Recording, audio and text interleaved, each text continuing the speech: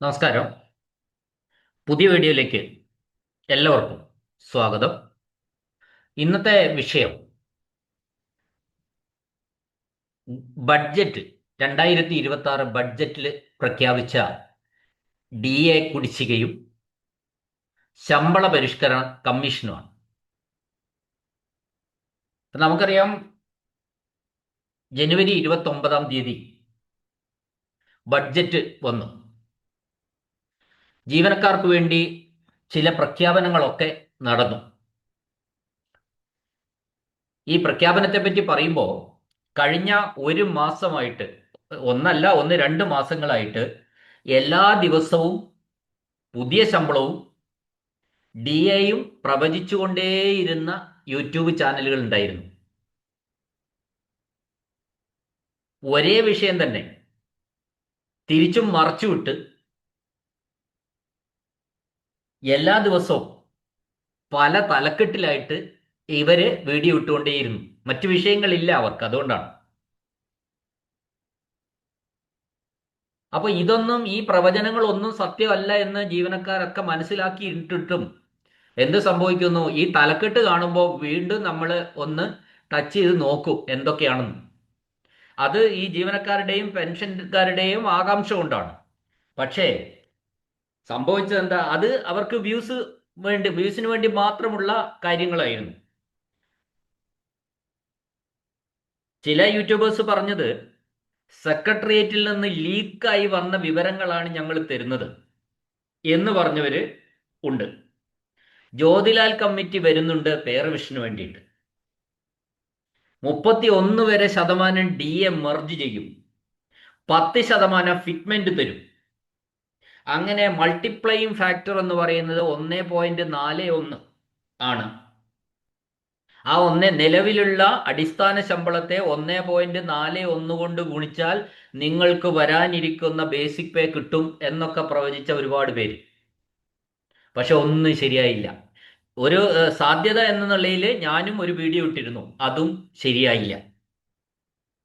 അപ്പോൾ ഈ 1.4 വളരെ ഖേദകരമെന്ന് പറയട്ടെ, നമ്മൾ 1.41 കൊണ്ട് നിലവിലുള്ള ബേസിക് പേയെ ഗുണിച്ച് പേ കണക്കാക്കി എന്നിട്ട് അടുത്ത സ്റ്റേജിലൊക്കെ ഫിക്സ് ചെയ്ത് കണക്ക് കൂട്ടിയിരുന്ന ജീവനക്കാർ ഉണ്ട്. പെൻഷൻകാർക്ക് അങ്ങനെ നെക്സ്റ്റ് സ്റ്റേജ് ഒന്നും ഇല്ലായിരുന്നു. ഗുണിച്ചു കഴിഞ്ഞാൽ 10ന്റെ റൗണ്ടിങ്ങിൽ അങ്ങനെ തീരുമായിരുന്നു. ശരിയായില്ല എന്ന്, ഈ പ്രവചനങ്ങളൊന്നും ശരിയായില്ല എന്ന് മാത്രമല്ല, അതിന്റെ അടുത്തുകൂടി പോലും പോകാത്ത കാര്യങ്ങളാണ് പുതിയ ബഡ്ജറ്റിൽ വന്നിട്ടുള്ളത്. അപ്പൊ ശരിക്കും നമുക്ക് കുടിശ്ശിക, ഇപ്പൊ ആദ്യം ഞാൻ DA പറ്റി പറയാം. നമ്മൾ ഈ പിന്നെ വീഡിയോ ഞാൻ ഉദ്ദേശിക്കുന്നത്, നമ്മൾ ജീവനക്കാരുടെയും പെൻഷൻകാരുടെയും ഫാമിലി പെൻഷൻകാരുടെയും ആശങ്കകളും പ്രതീക്ഷകളും പങ്കുവെക്കുക എന്നത് മാത്രമാണ് ഈ വീഡിയോയുടെ ഉദ്ദേശം. അപ്പൊ നമ്മളെ സംബന്ധിച്ചിടത്തോളം, ഈ ജീവനക്കാരെയും പെൻഷൻകാരെയും സംബന്ധിച്ചിടത്തോളം, ജീവനക്കാർക്ക് DAയും പെൻഷൻകാർക്കും DR കൊടുക്കുക എന്നാണ് അതിന്റെ പേര്. സാധനമൊക്കെ ഒന്ന് തന്നെയാണെങ്കിൽ പോലും ഈ അക്ഷരങ്ങൾ അങ്ങനെയാണ്, DAയും DR ആണ്. അപ്പൊ കുടിശ്ശിക എന്ന് പറയുന്ന യഥാർത്ഥ കുടിശ്ശിക 13% നിലവില്. അതായത് 1/7/2023 മുതലുള്ള കുടിശ്ശിക കിട്ടാനുള്ളത്. DA കുടിശ്ശിക 1/7/2023 3%, ജനുവരി 24 ജനുവരിയിൽ 3%, 24 ജൂലൈയിൽ 3%, 25 ജനുവരിയിൽ 2%, 25 ജൂലൈയിൽ 2%. അങ്ങനെ ആകെ 13% ഡ്യൂ ആയിട്ട് നിൽക്കുന്നത്. എന്നാൽ ചില ആൾക്കാർ പറയുന്നു 15%. 15% എന്ന് പറയുന്നത് തെറ്റാണ്. കേന്ദ്ര ഗവൺമെന്റ് 2026 ജനുവരിയിലെ DA ഇതുവരെ പ്രഖ്യാപിച്ചിട്ടില്ല.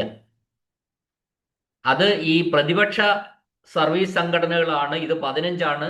അവര് പിന്നെ ജനുവരിയിലേക്ക് അവർ നേരിട്ട് കൂട്ടുകയാണ് 2%. അതുകൊണ്ട് 15% കുടിശ്ശിക ഉണ്ടെന്ന് അവരെ പറയുന്നത്.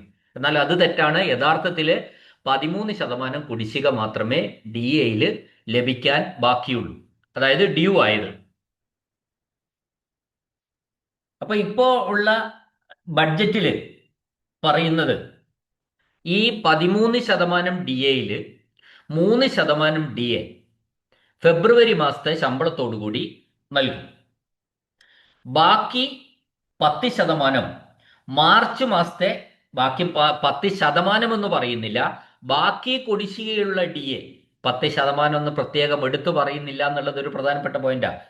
മാർച്ച് മാസത്തെ ബാക്കി കുടിശ്ശികയുള്ള DA മാർച്ച് മാസത്തെ ശമ്പളത്തിൽ ലഭിക്കും എന്നാണ് പ്രതീക്ഷ, എന്നാണ് ബഡ്ജറ്റിൽ പറയുന്നത്. അപ്പോൾ ബഡ്ജറ്റിൽ പറഞ്ഞ ഇതാണ്: ഒരു ഗഡു ഫെബ്രുവരി മാസത്തെ ശമ്പളത്തിൽ നൽകും, ബാക്കി ഗഡു മാർച്ച് മാസത്തെ ശമ്പളത്തിൽ നൽകും. ഇത് തന്നെയാണ് ഫാമിലി പെൻഷൻകാർക്കും ഫാമിലി പെൻഷൻകാർക്കും ഇങ്ങനെ തന്നെയാണ് DR കൊടുക്കുന്നത്, ഇതേ ശതമാനം തന്നെയാണ്. എന്നാൽ പേ റിവിഷൻ കമ്മീഷനെ നിയമിച്ചു കഴിഞ്ഞാൽ, ഇപ്പോൾ സർക്കാർ മിക്കവാറും വരുന്ന ആഴ്ച തന്നെ പേ റിവിഷൻ കമ്മീഷനെ നിയമിക്കും. ആ കമ്മീഷനെ നിയമിച്ചു കഴിഞ്ഞാൽ 1/7/24 മുതലുള്ള DA കമ്മീഷൻ തീരുമാനിക്കട്ടെ എന്ന നിലപാട് വരും എന്ന് സ്ഥിരീകരിക്കാത്ത റിപ്പോർട്ടുകളും വരുന്നുണ്ട്. അതായത് 1/7/24 മുതലാണ് പേ റിവൈസ് ചെയ്യേണ്ടത്. അതായത് 12ാം ശമ്പള കമ്മീഷന്റെ ഡേറ്റ് എന്ന് പറയുന്നത് 1/7/2024 ശരിക്കും അതിന്റെ ഇഫക്റ്റ്. അപ്പോൾ അന്നു മുതൽ തന്നെ കമ്മീഷൻ ആ കാര്യങ്ങൾ പറയുമ്പോൾ, കമ്മീഷനെ നിയമിച്ചു കഴിഞ്ഞാൽ അന്നു മുതലുള്ള ബേസിക് പേ എത്രയാണ്, എത്ര ശതമാനം മെർജ് ചെയ്യണം, എത്ര ശതമാനം DA എന്നൊക്കെയുള്ള കാര്യങ്ങൾ കമ്മീഷൻ പറയട്ടെ, അത് കമ്മീഷൻ തീരുമാനിക്കട്ടെ എന്ന നിലപാട് ഗവൺമെന്റിനുണ്ടാവും എന്ന്, അത് സ്ഥിരീകരിച്ച റിപ്പോർട്ടല്ല, സ്ഥിരീകരിക്കാത്ത റിപ്പോർട്ടുകളും വരുന്നുണ്ട്. അങ്ങനെയെങ്കിൽ ഈ 3% ഫെബ്രുവരിയിലെ ശമ്പളത്തിലും 3% മാർച്ചിലെ ശമ്പളത്തിലും മാത്രമേ കിട്ടൂ. അങ്ങനെ 6% മാത്രമേ കുടിശ്ശികയായിട്ട് കിട്ടുകയുള്ളൂ. അങ്ങനെ സംഭവിക്കുകയാണെങ്കിൽ ബാക്കി കാര്യങ്ങളൊക്കെ, ബാക്കി ശതമാനങ്ങളൊക്കെ തന്നെ പേ റിവിഷൻ കമ്മീഷൻ പറയട്ടെ എന്ന് പറഞ്ഞു കഴിഞ്ഞാൽ ജീവനക്കാരും പെൻഷൻകാരും പെട്ടു എന്ന് തന്നെ പറയേണ്ടിയിരിക്കുന്നു. പക്ഷെ ഞാൻ ഈ ന്യൂസ്, ഈ വാർത്തയും ഞാൻ കേട്ടു, ഈ അങ്ങനെയും സംഭവിക്കാം എന്ന് ആണ് നമ്മൾ തിരിച്ചറിയേണ്ടത്. കാരണം സംഭവിക്കാമെന്ന് പറഞ്ഞാൽ സാമ്പത്തികമായിട്ടുള്ള ഏതൊക്കെ പിശുക്കുകൾ എവിടെയൊക്കെ നടത്താമെന്ന് ധനകാര്യ വകുപ്പ് പരിശോധിക്കും. ആ പരിശോധിക്കുമ്പോൾ നമ്മളെ സംബന്ധിച്ച് പറയുമ്പോൾ എന്തൊക്കെ കൊടുക്കാതിരിക്കാം എന്ന കാര്യങ്ങളും പരിശോധിക്കും. അപ്പോൾ എന്നാൽ ബഡ്ജറ്റിലെ വാചകങ്ങൾ ഞാൻ കൃത്യമായി പരിശോധിച്ചു. ബഡ്ജറ്റിലെ വാചകം ഇങ്ങനെയാണ്: ഒരു ഗഡു ഫെബ്രുവരി മാസത്തെ ശമ്പളത്തിൽ, ബാക്കി കുടിശ്ശിക ഗഡുക്കൾ എന്നൊന്നും പറഞ്ഞിട്ടില്ല, ബാക്കി കുടിശ്ശിക മാർച്ചിലെ സാലറിയിൽ കൊടുക്കും എന്നാണ് പറഞ്ഞിട്ടുള്ളത്. ആ ബഡ്ജറ്റിൽ പറഞ്ഞ വാചകങ്ങൾ അതേ അർത്ഥത്തിലെടുത്താൽ മാർച്ച് മാസത്തോടു കൂടി 3% ഇപ്പൊ കിട്ടും, മാർച്ചിൽ 10% കിട്ടിയാൽ മാത്രമേ ഈ കുടിശ്ശിക, ഡ്യൂ ആയ കുടിശ്ശികകൾ പൂർണ്ണമായി തന്നു എന്ന് നമുക്ക് പറയാൻ വേണ്ടി കഴിയുകയുള്ളൂ. അപ്പൊ അങ്ങനെ നമുക്ക് തന്നു കഴിഞ്ഞാൽ വലിയ കാര്യം തന്നെ. DA പൂർണ്ണമായി തന്നു, DA കുടിശ്ശിക ബാക്കി വെച്ചിട്ടില്ല. അങ്ങനെ DA കുടിശ്ശിക ബാക്കി വെക്കാത്ത ഒരു ഗവൺമെന്റ് എന്ന രീതിയിൽ ഇലക്ഷനെ നേരിടാൻ വേണ്ടി കഴിയും എന്നതാണ് സത്യം. പക്ഷെ ഇത് കൃത്യമായി 100% എങ്ങനെയെന്ന് DAയുടെ ഉത്തരവ് ഇറങ്ങിയാൽ മാത്രമേ പറയാൻ കഴിയുകയുള്ളൂ. ഇപ്പൊ യഥാർത്ഥത്തിൽ DA എന്ന് പറയുന്നത് ജീവനക്കാർക്കും പെൻഷൻകാർക്കും അർഹതപ്പെട്ടത് മാത്രമാണ്. DA മുൻകാലങ്ങളിൽ അത് പറഞ്ഞിരുന്നത് DA ജീവനക്കാരുടെ അവകാശമാണ് എന്ന് തന്നെയാണ്. പക്ഷേ ഈ DA ഇത് തരുമ്പോഴും നമുക്ക് കിട്ടാനുള്ള, ജീവനക്കാർക്കും പെൻഷൻകാർക്കും കിട്ടാനുള്ള കുടിശ്ശികയാണെന്ന കാര്യം പലരും വിസ്മരിച്ചിട്ടാണ്. പത്രങ്ങളിലൊക്കെ വരുന്ന വാർത്ത എന്താ? ജീവനക്കാർക്ക് കോളടിച്ചു എന്നാണ്. അപ്പൊ ഈ ജീവനക്കാർക്ക് കോളടിച്ചു എന്ന് പറഞ്ഞാൽ ഏത് കോള അടിച്ചെന്ന് എനിക്ക് മനസ്സിലാവുന്നില്ല. കുടിശ്ശിക തരാനുള്ള കുടിശ്ശിക DA തന്നത് ഒരു കോളടിക്കലാണോ? ഒരിക്കലുമല്ല. അത് അർഹതപ്പെട്ട DA കാലാകാലങ്ങളിൽ ലഭിക്കേണ്ടത് തരാതിരുന്നത് കൊണ്ട് ഇപ്പോ ബഡ്ജറ്റിൽ അത് പ്രഖ്യാപിച്ചു എന്ന് മാത്രമേ ഉള്ളൂ. അപ്പോ ഇത്തരത്തിലുള്ള പത്രങ്ങളിലൊക്കെ വരുന്ന വാർത്തകൾ സർക്കാർ ജീവനക്കാർക്ക് എന്തോ വലിയ വലുതായിട്ട് എന്തോ കിട്ടിയിരിക്കുന്നു, അവർക്ക് കോളടിച്ചിരിക്കുന്നു എന്നൊക്കെ ഈ തലക്കെട്ടുകൾ കാണുമ്പോൾ സാധാരണ ജനങ്ങൾക്ക്, അതായത് പൊതുസമൂഹത്തിലെ സാധാരണക്കാർക്കിടയിൽ വലിയ ഒരു ആശങ്കയും അത്തരത്തിലുള്ള ഒരു സമീപനവും ഉണ്ടാകുന്നു എന്നുള്ളത് ഒരു വലിയ ഖേദകരമായിട്ടുള്ള കാര്യമാണ്. അപ്പൊ ഇത് അതാത് സമയത്ത് തന്നിരുന്നെങ്കിൽ ഈ വാർത്തകളൊന്നും വരുന്നില്ല. പക്ഷെ അന്ന് തരാൻ സാമ്പത്തികമായിട്ട് സർക്കാരിന് അനുവദിക്കപ്പെട്ടില്ല. അതുകൊണ്ട് നിലവിലെ ബഡ്ജറ്റിൽ എന്നാൽ കുറെ ഇന്ത്യയിൽ തന്നെ ഏറ്റവും കൂടുതൽ DA കുടിശ്ശിക കൊടുക്കാൻ ബാക്കിയുള്ള സംസ്ഥാനമാണ് കേരളം. അപ്പോൾ ആ ഒരു പേരുദോഷം ഒഴിവാക്കാൻ തന്നെയാണ് പിന്നെ ഗവൺമെന്റ് ഇപ്പോൾ ഈ കുടിശ്ശികകൾ ഒരുമിച്ച് പ്രഖ്യാപിച്ചത്. അങ്ങനെ ഒരുമിച്ച് പ്രഖ്യാപിച്ചപ്പോൾ സാധാരണ ജനങ്ങളുടെ കണ്ണിൽ ഇത് ഒരു കോളടിക്കലായി എന്ന് പറയേണ്ടിയിരിക്കുന്നു. അതും നമ്മളെ ജീവനക്കാരെയും പെൻഷൻകാരെയും സംബന്ധിച്ചിടത്തോളം വലിയ പിന്നെ ആ വാർത്ത വളരെ എന്താ പറയണ്ടേ ഖേദകരമായിട്ടുള്ള ഒരു വാർത്തയാണെന്ന് പറയാതിരിക്കാൻ വയ്യ. ഇനി നമുക്ക് ഈ പേ റിവിഷനിലേക്ക് ഒന്ന് കടക്കാം. അപ്പൊ നമ്മൾ ഇത് ഇങ്ങനെ ഒരിക്കലും അങ്ങനെ സംഭവിക്കില്ല. 13% കുടിശ്ശിക ഡ്യൂ ഉള്ളത്. ആ 13% മാർച്ച് മാസത്തെ ശമ്പളത്തോടു കൂടി മുഴുവൻ തന്നു തീർക്കും എന്ന് തന്നെയാണ് നമ്മൾ പ്രതീക്ഷിക്കുന്നത്. ഇതിനിടയിലുള്ള ഒരു പിന്നെ വേറൊരു രീതിയിൽ ചിന്തിച്ചാൽ ഉള്ള കാര്യമാണ് ഞാൻ ആദ്യം പറഞ്ഞത്. 6% തരിക, ഫെബ്രുവരിയിലെ സാലറി 3 തരിക, മാർച്ചിലെ സാലറിയിൽ 3 തരിക, ബാക്കി മുഴുവൻ പേ റിവിഷൻ കമ്മീഷന് വിടുക. അപ്പോൾ പേ റിവിഷൻ കമ്മീഷനെ പറ്റി ഇനി ഞാൻ പറയാം. ഈ പേ റിവിഷനെ സംബന്ധിച്ച് കമ്മീഷനെ സംബന്ധിച്ച് പറയുമ്പോൾ 2024 ജൂലൈയിൽ ഡ്യൂ ആയ പേ റിവിഷൻ കമ്മീഷനാണ്. യഥാർത്ഥത്തിൽ 5 വർഷം കൂടുമ്പോൾ ശമ്പളം പുതുക്കുകയാണെങ്കിൽ 2024 ജൂലൈയിൽ പേ റിവിഷൻ നടത്തണം. ആ 24 കമ്മീഷനെ വെച്ചിട്ടില്ല, 2025 വെച്ചില്ല. ഇപ്പൊ 23 അതായത് ഏകദേശം 18 മാസങ്ങൾക്ക് ശേഷം ഇപ്പോ കമ്മീഷനെ വെച്ചിരിക്കുകയാണ്. അത് ഗവൺമെന്റിന്റെ കാലാവധി കഴിയാറായപ്പോ ഇത്തരത്തിലൊരു കമ്മീഷനെ വെക്കുമ്പോൾ നമ്മൾ മനസ്സിലാക്കേണ്ട കാര്യം, ഈ ഒരു ജീവനക്കാരോടുള്ള ഒരു സൗഹൃദ കുറവ് അവിടെ നമുക്ക് കാണാൻ വേണ്ടി തീർച്ചയായിട്ടും കഴിയുമെന്ന കാര്യത്തിൽ സംശയമൊന്നുമില്ല. നമുക്കറിയാം 3 മാസത്തിനുള്ളിൽ റിപ്പോർട്ട് സമർപ്പിക്കണമെന്നാണ് പറഞ്ഞിട്ടുള്ളത്. കഴിഞ്ഞ ഒരു തവണ മാത്രമേ പേ റിവിഷൻ കമ്മിറ്റി ഉണ്ടായിരുന്നുള്ളൂ. ബാക്കി എല്ലാ കാലഘട്ടങ്ങളിലും പേ റിവിഷൻ കമ്മീഷനായിരുന്നു. ഈ ഒരു കമ്മീഷനും 1 വർഷത്തിനുള്ളിൽ ഈ റിപ്പോർട്ട് സമർപ്പിച്ചിട്ടില്ല. ഇതിനു മുന്നേ എല്ലാം 1 വർഷത്തിന് മേലെയാണ്. 6 മാസം പറയും, 6 മാസം കഴിഞ്ഞാൽ ടൈം എക്സ്റ്റെൻഡ് ചെയ്ത് കൊടുക്കും. ഇങ്ങനെയാണ് പോയിക്കൊണ്ടിരുന്നത്. അപ്പോൾ ഇപ്പം നമുക്ക് കിട്ടിയതും വെച്ചിരിക്കുന്നതും കമ്മിറ്റി അല്ല. ഇടയ്ക്ക് വാർത്തകൾ ഉണ്ടായിരുന്നു ജ്യോതിലാൽ കമ്മിറ്റി വരുന്നു എന്നൊക്കെ. അപ്പോൾ അങ്ങനെയല്ല, കമ്മീഷനെ തന്നെയാണ് വെക്കുന്നത്. അപ്പോൾ അങ്ങനെ കമ്മീഷന് വെച്ചാൽ ഈ 1 വർഷത്തിനിടയ്ക്ക് ഈ റിപ്പോർട്ട് അത് സമഗ്രമായ പഠനമാണ്. ഓഫീസൊക്കെ തുടങ്ങി ജീവനക്കാരെയൊക്കെ നിയമിച്ച് അതിൽ വിവിധ സംഘടനകളുമായിട്ടൊക്കെ ചർച്ചകളൊക്കെ നടത്തി അതിൻ്റെ എല്ലാ സാധ്യതകളൊക്കെ പരിശോധിച്ച് വിശദമായ ഒരു പഠനം നടത്തിയിട്ടുള്ള ഒരു റിപ്പോർട്ടാണ് കമ്മീഷന്റെ റിപ്പോർട്ടായിട്ട് വരിക. അത് മിക്കവാറും 1 വർഷത്തിന് മേലെ നീളും.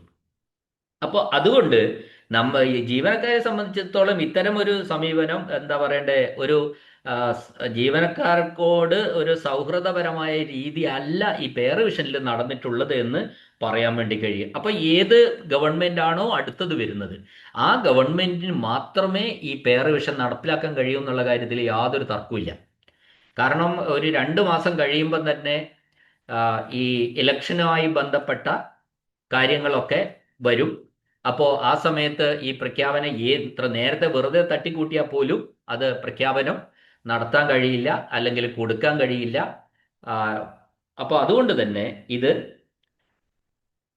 പെരുമാറ്റച്ചട്ടം വരുന്നുണ്ട് മാർച്ച് കഴിയുമ്പോൾ. അപ്പോൾ തീർച്ചയായിട്ടും ഈ പേ റിവിഷൻ എന്ന് പറയുന്നത് വരാനിരിക്കുന്ന, അത് ഏത് ഗവൺമെന്റ് എന്ന് നമുക്ക് പറയാൻ കഴിയില്ല, ആ വരാനിരിക്കുന്ന ഗവൺമെന്റിന് മാത്രമായിരിക്കും അതിൻ്റെ ഉത്തരവാദിത്തം. സാധാരണഗതിയിൽ ഏത് ഗവൺമെന്റ് കയറിയാലും പുതിയതായിട്ടൊരു ഗവൺമെന്റ് കയറുകയാണെങ്കിൽ പിന്നെ കാര്യങ്ങളൊക്കെ ഇറങ്ങുമ്പോൾ നമ്മൾ കൊടുക്കുന്നത് പോലെ പുതിയ ഗവൺമെന്റ് കയറുമ്പോൾ, അത് ഇന്ന ഗവൺമെന്റ് എന്നൊന്നുമില്ല, കയറുമ്പോൾ ആരും കൊടുക്കാറില്ല. അതിങ്ങനെ കുറച്ച് നീട്ടി നീട്ടി നീട്ടി നീട്ടി അങ്ങ് പോവുകയാണ് ചെയ്യുന്നത്. ഇനി ഒരു വിഭാഗം, ഇപ്പൊ ഞാൻ പറഞ്ഞല്ലോ കഴിഞ്ഞതിന് കമ്മിറ്റി വരും, ഇപ്രാവശ്യം കമ്മിറ്റിയാ വരിക. കമ്മിറ്റി ഓൾറെഡി അത് അക്കൗണ്ടൊക്കെ കണക്ക് കൂട്ടി എല്ലാം റെഡിയാക്കി വെച്ചിരിക്കുകയാണ്. 1.41 മൾട്ടിപ്ലൈയിങ് ഫാക്ടർ എന്ന് പറയുന്ന 1.41 എന്നൊക്കെയാണ് നമ്മൾ ഇതിനു മുമ്പ് കേട്ടുകൊണ്ടിരുന്നത്. പക്ഷെ അതൊന്നുമല്ല, കമ്മീഷനാണ് വന്നത്. പക്ഷെ ഒരു വിഭാഗം ജീവനക്കാർ ഇപ്പോഴും പറയുന്ന ജീവനക്കാരുണ്ട്, കൃത്യമായി DA തന്നാൽ തന്നെ വലിയ ആശ്വാസമാണ് എന്ന കാര്യം. അതിൽ സംശയമൊന്നുമില്ല. കാലങ്ങളായിട്ട് ഒരു വർഷത്തിൽ 2 തവണയാണ് DA അല്ലെങ്കിൽ DR, പെൻഷൻകാർക്ക് DRും അനുവദിക്കപ്പെട്ട കേന്ദ്ര ഗവൺമെന്റ് ജനുവരിയിലും ജൂലൈയിലും അനുവദിക്കുന്ന DAകൾ സംസ്ഥാന ഗവൺമെന്റും കൂടി നടപ്പിലാക്കുകയാണ് സാധാരണഗതിയിൽ ചെയ്യുന്നത്. അത്തരത്തില് ഓരോ കാലഘട്ടങ്ങളിലും ലഭിക്കുന്ന DA കൃത്യമായിട്ട് അനുവദിക്കുകയാണെങ്കിൽ തന്നെ ജീവനക്കാരെ സംബന്ധിച്ചിടത്തോളം, പെൻഷൻകാരെ സംബന്ധിച്ചിടത്തോളം, ഫാമിലി പെൻഷൻകാരെ സംബന്ധിച്ചിടത്തോളം വലിയ ആശ്വാസമാണ് എന്ന രീതി കാണുന്ന ഒരുപാട് ജീവനക്കാരുണ്ട് എന്നതാണ് സത്യം. അപ്പോൾ ഈ കഴിഞ്ഞ പേറവിഷൻ എന്ന് പറയുന്നത് നമുക്കറിയാം, കഴിഞ്ഞത് കമ്മിറ്റി ആയിരുന്നു. 2019 ഇത് ഒരു കമ്മിറ്റി ആയിരുന്നു. ആ കമ്മിറ്റി പറഞ്ഞത് എന്തായിരുന്നു? 28% DA മെർജ് ചെയ്തു, 10% ഫിറ്റ്മെന്റ് തന്നു. അങ്ങനെ നിങ്ങൾ എന്ത് ചെയ്യുക? 1.38 കൊണ്ട് ഗുണിച്ചോളുക. നിലവിലുള്ള ശമ്പളത്തെ 1.38 കൊണ്ട് ഗുണിച്ച് നെക്സ്റ്റ് സ്റ്റേജിൽ ഫിക്സ് ചെയ്യുക. അപ്പോൾ മിക്കവാറും നിലവിലുള്ള ബേസിക് പേക്ക് കറസ്പോണ്ടിങ് ആയിട്ടുള്ള ഒരു റെഡി റെക്കണർ ആയിരുന്നു കഴിഞ്ഞ പേ റിവിഷൻ കമ്മിറ്റി ചെയ്തിരുന്നത് എന്നതാണ് സത്യം. അവിടെ നമ്മൾ സർവീസ് വെയിറ്റേജ് കൊടുത്തിരുന്നില്ല. യഥാർത്ഥത്തിൽ കഴിഞ്ഞ പേ റിവിഷനിലെ ആകെ മെച്ചം എന്ന് പറയുന്നത് വെറും 10% മാത്രമായിരുന്നു. ഫിറ്റ്മെന്റിന്റെ മെച്ചം അത് എല്ലാവർക്കും 10%. സർവീസ് കൂടിയുകൊണ്ട് യാതൊരു ബെനിഫിറ്റും അത്തരക്കാർക്ക് ഉണ്ടായിട്ടില്ല. പിന്നെ ഒരു വ്യത്യാസം വന്നത് HRAയിൽ ഒരു കാര്യമായ വ്യതിയാനം ഉണ്ടായി എന്നതാണ് കഴിഞ്ഞ ഈ കമ്മിറ്റിയിൽ വന്ന ഒരു പ്രധാനപ്പെട്ട അഡ്വാൻറ്റേജ് ആയിട്ട് നമുക്ക് പറയാനുള്ളത്. ബാക്കി വെറും 10% പ്രോഫിറ്റ് അല്ലെങ്കിൽ ശമ്പളത്തിൽ മെച്ചം മാത്രമേ വന്നിട്ടുള്ളൂ. ഇനി പെൻഷൻകാർ ശ്രദ്ധിക്കേണ്ട കാര്യം എന്താണെന്ന് വെച്ചാൽ, നമുക്ക് ഈ DA ഒക്കെ വരുന്ന സമയത്ത് പെൻഷൻകാരെ സംബന്ധിച്ചിടത്തോളം റിട്ടയർ ചെയ്തിട്ട് 12 വർഷം വരെ ആയവര് കമ്മ്യൂട്ടേഷൻ ചെയ്തതുകൊണ്ട് അവർക്ക് ആദ്യത്തെ ബേസിക് പെൻഷന്റെ 60% മാത്രമേ ഇപ്പോൾ കയ്യിൽ കിട്ടുന്നുള്ളൂ പെൻഷൻ, അതിന്റെ DA. എന്നാൽ DA കണക്ക് കൂട്ടുമ്പോൾ ഫുൾ പെൻഷന്റെ DA ആണ് എപ്പോഴും നമ്മൾ കണക്ക് കൂട്ടേണ്ടത്. ബേസിക് പെൻഷൻ കയ്യിൽ കിട്ടുന്ന ബേസിക് പെൻഷൻ നേരത്തെ ഉണ്ടായിരുന്ന ഫുൾ പെൻഷന്റെ 60% ഉള്ളൂ 12 വർഷം വരെ. കമ്മ്യൂട്ടേഷൻ തിരിച്ചു വരുന്നത് 12 വർഷത്തിന് ശേഷമാണ്. അപ്പൊ റിട്ടയർ ചെയ്ത് 12 വർഷം വരെ ആയവർ കണക്ക് കൂട്ടുമ്പോൾ ഫുൾ പെൻഷൻ കമ്മ്യൂട്ടേഷന് മുമ്പുണ്ടായിരുന്ന പെൻഷന്റെ DA നമ്മൾ എപ്പോഴും കണക്ക് കൂട്ടണം. എന്നാൽ കയ്യിൽ കിട്ടുന്നത് 60% കൂട്ടണം. ഇത് രണ്ടും കൂടെ കൂട്ടുന്നതാണ് നമുക്ക് ഇൻകാഷ് ആയിട്ട് പെൻഷൻകാർക്ക് 12 വർഷം വരെയുള്ള പെൻഷൻ. മറ്റൊരു പഴയ പെൻഷൻ വീണ്ടും റീഇൻസ്റ്റേറ്റ് ചെയ്യും 12 വർഷം കഴിയുമ്പോൾ. അപ്പോൾ അവരെ സംബന്ധിച്ച് പ്രശ്നമില്ല, അത് തന്നെ കൂട്ടുന്നു, അത് തന്നെ കിട്ടുന്നു, അങ്ങനെയാണ്. അപ്പോൾ ആ രീതിയിൽ DR കൂട്ടണമെന്നാണ്, ഡിയർനെസ് റിലീഫ് കൂട്ടണമെന്നാണ് ഞാനിത് പറഞ്ഞിട്ടുള്ളത്. ഈ പുതിയ പേ റിവിഷൻ കമ്മീഷൻ ഇപ്പോൾ വരുന്ന ആഴ്ചയോടുകൂടി നിയമിക്കും കമ്മീഷനെ. ആ കമ്മീഷനെ നിയമിച്ചു കഴിഞ്ഞാൽ കമ്മീഷൻ ജീവനക്കാരുടെ ശമ്പളം, പെൻഷൻകാരുടെ പെൻഷൻ, ഫാമിലി പെൻഷൻ, ഈ മൂന്നിനെ പറ്റിയും വിശദമായ പഠനം നടത്തും. ആ മൂന്നിനെ പറ്റിയും പഠനം നടത്തി മൂന്നിനെ പറ്റിയുള്ള റിപ്പോർട്ട് വരും. അതാണ് ഗവൺമെന്റ്. ആ റിപ്പോർട്ട് ഗവൺമെന്റ് അതിലെന്തെങ്കിലും മാറ്റം വരുത്താതെ അനുവദിക്കാം, അല്ലെങ്കിൽ മാറ്റം വരുത്തിയിട്ട് അനുവദിക്കാം. എന്തായാലും കമ്മീഷൻ ഇത്തരത്തില് 3 വിഭാഗത്തിന്റെയും, അതായത് ജീവനക്കാരുടെ, പെൻഷൻകാരുടെ, ഫാമിലി പെൻഷൻകാരുടെ 3 വിഭാഗത്തിന്റെയും പേ, ശമ്പളം അല്ലെങ്കിൽ പെൻഷൻ പരിഷ്കരിക്കും. അതിനു വേണ്ടിയിട്ടുള്ള കമ്മീഷനെയാണ് ഇപ്പോൾ നിയമിക്കുന്നത് എന്ന കാര്യവും നമ്മൾ തിരിച്ചറിയുക. അപ്പോൾ ഞാൻ കൂടുതലൊന്നും പറയുന്നില്ല. എല്ലാം നമുക്ക് കാത്തിരുന്ന് കാണുക തന്നെ വേണ്ടിയിരിക്കുന്നു. സാമ്പത്തിക ബുദ്ധിമുട്ടുകളുണ്ട് എന്ന് ഒരു ഭാഗത്ത് പറയുന്നു, ബുദ്ധിമുട്ടുകളുണ്ട് ഇല്ല എന്നും ഉണ്ട് എന്നൊക്കെയുള്ള തർക്കങ്ങൾ നിലനിൽക്കുന്നുണ്ട്. പക്ഷെ അതുകൊണ്ട് തന്നെ എന്ത് തന്നെയായാലും സാമ്പത്തിക ബുദ്ധിമുട്ടുകൾ ഉണ്ട് എന്ന് തന്നെ നമ്മൾ കണക്കാക്കേണ്ടിയിരിക്കുന്നു. നമുക്ക് എല്ലാം വരാനിരിക്കുന്നതെല്ലാം DAയുടെ കാര്യമായാലും പേ റിവിഷന്റെ കാര്യമായാലും ഒക്കെയും തന്നെ കാത്തിരുന്ന് കാണാം എന്ന് മാത്രമേ ഇപ്പോൾ പറയാനുള്ളൂ.